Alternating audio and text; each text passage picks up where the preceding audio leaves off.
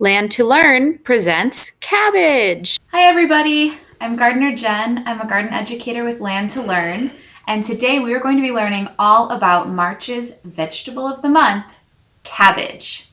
We're going to learn more about cabbage, how it grows, how it can help our bodies, and we're going to learn to make a delicious Irish Colcannon recipe, which is like mashed potatoes with cabbage and lots of other yummy stuff. So if you're ready, let's get started. Cabbage is a member of the Brassica family, which means that it's kind of like cousins, with things like kale and Brussels sprouts and broccoli. It's also called a cole crop. Have you ever heard of coleslaw? Coleslaw has cabbage in it. There are so many different kinds of cabbage. There are actually over 400 varieties of cabbage that are grown all around the world and used in all different kinds of cooking. Cabbage can be curly or smooth, it can be round or cylindrical, and it can even be different colors. There are light green cabbages and cabbages that have a lot of white on them. There are dark green cabbages that are almost blue, and then there are some cabbages that are like a reddish purple color. It's pretty cool. Cabbage has been around for 6,000 years. It was first found in China. It's high in vitamin C and sulfur, which means it has a lot of health benefits. You can find cabbage in soups, dumplings, and egg rolls. You should try cabbage. This kind of cabbage is called the green cabbage, growing at our South Avenue Elementary School garden. It's a very common kind of cabbage for this area. Can you guess which part of the plant we eat? Is it the roots, the stem, the leaves, the flower, the seed case, or the seeds? What do you think? Which part is that? Let's take a closer look. It's the leaves!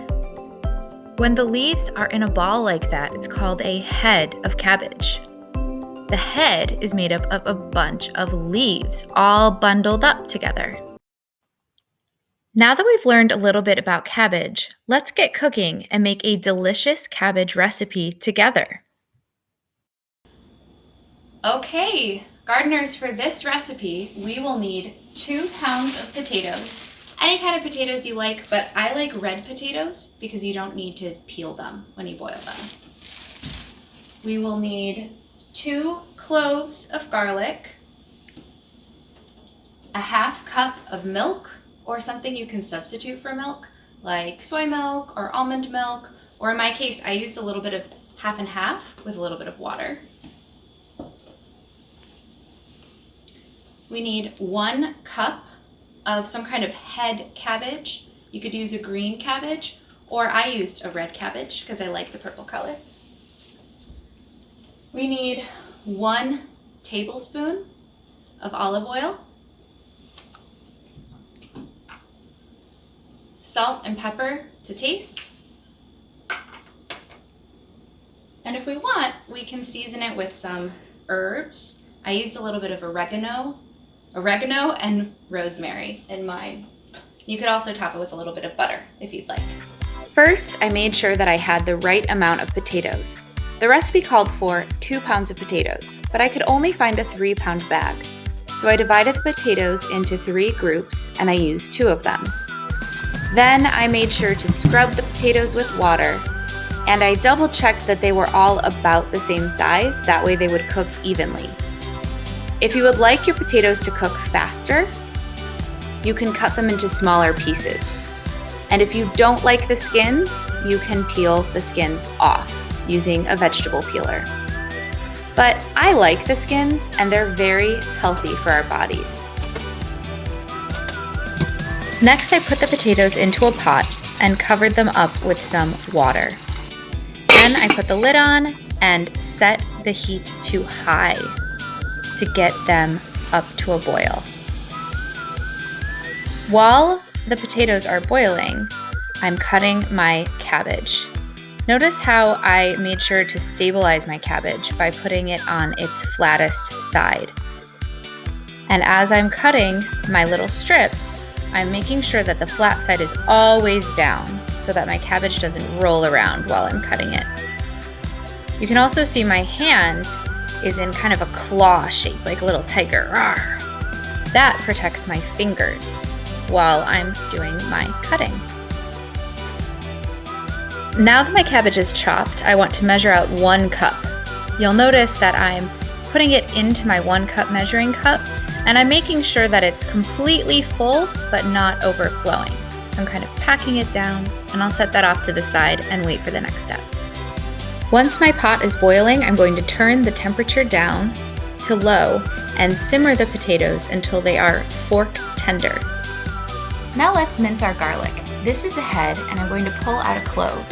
Then I use the flat side of my blade to crush the garlic and remove the papery outside. Then I'm going to cut the garlic into thin slices and keep making the slices thinner and thinner until I can't make them any thinner. Watch how carefully I'm cutting and how safe I'm being with the knife. This is definitely a job for someone who's very skilled with a knife, like an adult. Now I'm cutting the garlic in the other direction to make sure that all of the pieces are the same size. And I'm going to keep cutting it to be smaller and smaller and smaller because a mince is about as small as we can cut something. That looks pretty good to me. Now we're going to add 1 tablespoon of olive oil to the pan. And if you don't have an actual tablespoon, that's okay. A spoon from your table is about the same amount.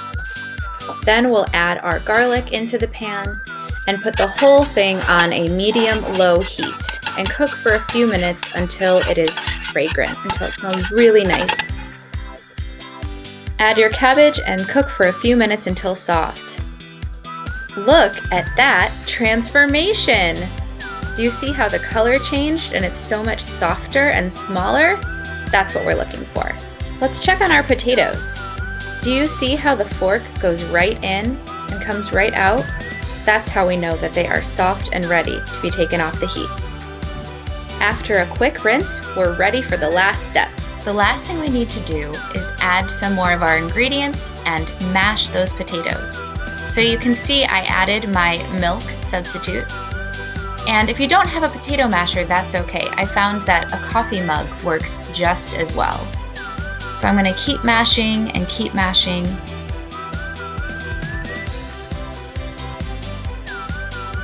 As it softens, I'll add some butter, mix that in, mash a little bit more.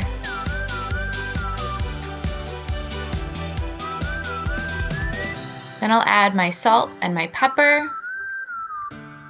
I'll add my dried herbs, mix it all up, and it's ready for the cabbage. Look at that masterpiece. Okay, gardeners, this is our finished Irish Colcannon.